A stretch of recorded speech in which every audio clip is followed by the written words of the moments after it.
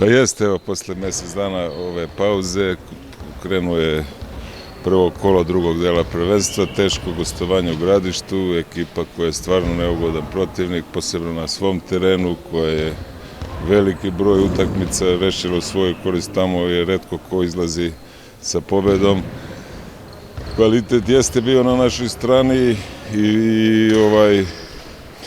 ali oni stvarno su u jednoj seriji od 5 utakmica, oni su jedno stvarno iznenađenje, u zadnjih posljednjih 5 utakmica imali su 5 pobjeda i sad su igrali kući i stvarno su momci borili se, igrali dobro. Mi nismo uspjeli prva 2 seta da dođemo do svoje igre,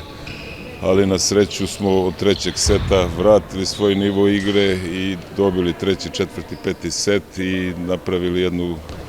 stvarno jednu veoma važnu pobjedu zbog sve te situacije na tabeli. Ovo nam je bilo, jeste stvarno veliko, jako teško gostovanje, ali moguće jedna od ključnih pobjeda za sam kraj takmičenja, a i svakako za ovaj naredni period što prestoji sada. Jedan stvarno vetar u leđa, prelomili smo tu utakmicu,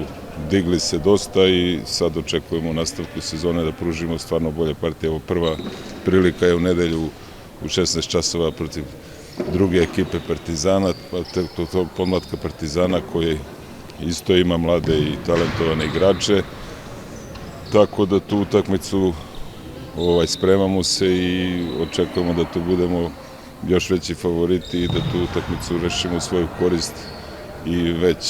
sa 2 vezane pobjede da idemo dalje, da koračamo ka ulasku u Superligu.